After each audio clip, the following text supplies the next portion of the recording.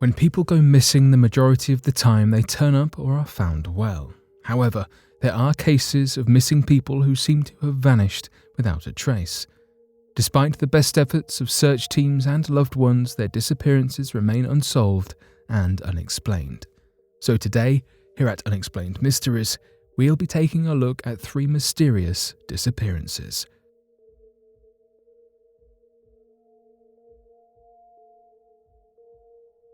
The mysterious disappearance of John Devine in the Olympic National Park.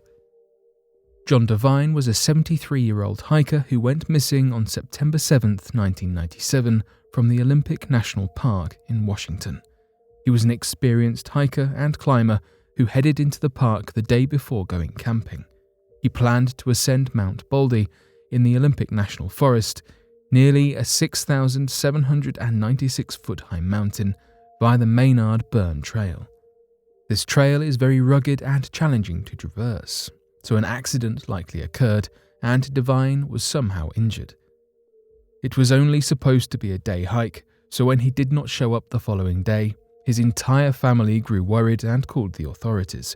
He was subsequently declared missing and has never been found.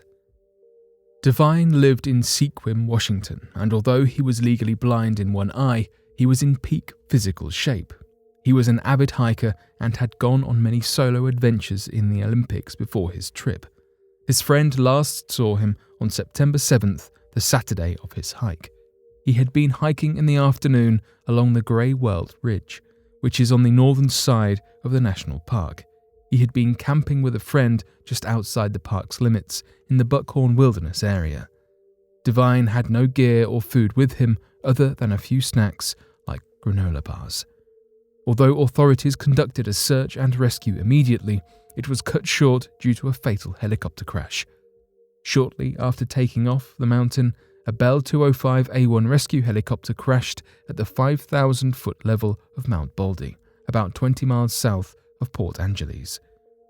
The crash ended up taking the lives of 3 people. Kevin Johnston, 35, the pilot, and a seasoned flight instructor, Rita McMahon, 52, a volunteer who trained search dogs, and Taryn Hoover, 31, a seasonal park employee. Another 5 people were also injured in the crash. The helicopter crash was caused by the deteriorating weather conditions as it started to get cold and snowy once the search began. The mountainside was too rugged and dense for volunteers to search through properly, so investigators quickly brought the teams back in before it got too dark and dangerous for them to be out on the mountain. The sergeants from the sheriff's office, who was in charge of coordinating the search team, explained to reporters and volunteers that if Devine had indeed been hiking in that area, then they would have already discovered him by now. If he had been unfortunately injured during a fall, it was improbable that he would have survived until that point in time. The search for John Devine was called off on September 13th, less than a week after it began, much to the disappointment of his family. The leading theory is that he was ill-prepared for his hike and suffered a severe injury that caused him to lose his life. No matter the level of experience, hikers should always take nature seriously and prepare themselves for any situation. When coupled with the cold weather, it would have been difficult for Devine to survive an accident. Unfortunately, we will never know, as he was never found in the forest, and his disappearance remains a mystery to this very day. The unsolved disappearance of Bessie and Glenn Hyde. On November 18, 1928, Bessie and Glenn Hyde set out for their extended honeymoon, where they planned to float down the rapids of the Colorado and Green Rivers for a few weeks. They said goodbye to Ellsworth and Emery Kolb, 2 brothers that were also spending time in the area. The couple departed on their boat to begin their exciting adventure, but they were never seen again. It has been nearly 100 years since the Hydes embarked on their honeymoon and mysteriously vanished. Colorado River guides still tell ghost stories about the couple's disappearance when sitting around campfires, because no one knows what happened to them.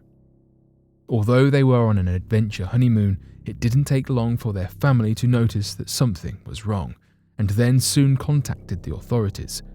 Glenn's father launched a search on December 6th. They were not even considered overdue at their final destination in Needles, California, but his father somehow knew that something was wrong. On December 19th, their flat-bottomed boat was abandoned and discovered floating in the river by a search plane. It was discovered about 3 weeks after their initial disappearance and was located around river mile marker 226. The boat was in perfect working order, with no signs of destruction or overturning. There were also no clues signaling what could have happened to the couple. Interestingly enough, the hides gear and supplies were still found aboard the boat, securely strapped in and undisturbed. Authorities even found a camera on board with their last picture taken around River Mile 165 around November 27th. Search teams and investigators had trouble with this case because there were no signs of disturbance, technical difficulties, violence, or tracks leading away from the river. It was as if the couple simply vanished into thin air. Bessie did make a note in her journal, though, that they cleared River Mile 231, leading many to believe that they had at least made it past Mile 226, Diamond Creek, where they set up camp for a night. Additionally, Glenn was an experienced boatsman, having spent years operating and handling river rafts before their trip. He was considered an expert boat builder and managed their raft entirely on his own. He spent much of his life aboard rafts on the Snake and Salmon rivers in Idaho. Although he was not a professional captain or entirely familiar with the surrounding area, he was not an amateur at risk of making simple yet fatal mistakes. The leading theory for their disappearance was that the journal was self-sabotage because the couple felt massive amounts of pressure from their friends and family. They intended to set a record for the speed and duration of their boat trip through the Grand Canyon. Plus, Bessie would become the first woman to boat the entire way through successfully. This pressure to do well and succeed could have caused them to either make mistakes or purposefully fail themselves. However, authorities found no evidence on the boat or surrounding areas to support and prove this theory. One historian believes that they were most likely swept overboard when their boat hit one of the many submerged rocks in the rapids that lie near Mile 232. The granite rocks often capsize and damage ships, causing many accidents every year. The Hyde's boat, however, shows no sign of distress or damage from stones. In 1971, an older woman was sitting with a group of rafters in the Grand Canyon and announced she was the long-lost Bessie Hyde, having escaped the canyon after taking the life of her abusive husband, Glenn. After authorities contacted her, though, she recanted the statement and denied ever having said it. Famed river rafter Georgie Clark was speculated to be Bessie after she passed away in 1992, and authorities found some documents like Bessie and Glenn's marriage certificate in her possession. There were even skeletal remains discovered in 1976 that people assumed were Glenn's.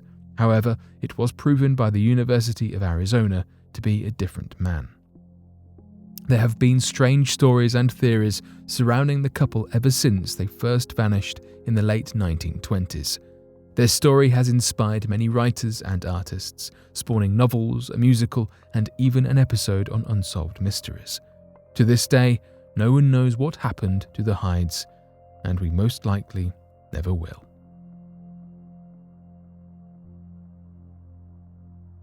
The unexplained disappearance of Larry Jeffrey. On May 28, 1966, a young 6-year-old boy named Larry Jeffrey vanished from the Humboldt-Toyabe National Forest in Nevada. He was wandering with his brothers near the peak of Mount Charleston, just a quick drive from Las Vegas at a 12,000-foot elevation. He happened to wander off from his family and was never found. Investigators say that there were no predators or cars around to take him, so he essentially just walked off, never to be seen again. After his family reported him missing to the authorities, they organized a full search and rescue with nearly 1,000 volunteers. Even the National Guard assembled to assist in the search for the boy. They spent 16 days looking for him, managing to catch his trail a few times, but ultimately came up empty-handed. They discovered that he had eaten insects and berries along his walk, but could never actually find him. Searchers were surprised that they even found signs of his existence and foraging, since he was wearing light clothing when he went missing. They had believed he would not survive through the cold night wearing such little protection from the elements, but he managed to last for a few days before his trail went cold. Larry was partially deaf too, which could have played some role in his disappearance. Perhaps he wandered off from his two stepbrothers and could not hear them calling for him in the woods. He was never found, despite hundreds of volunteers searching up and down the mountain for weeks.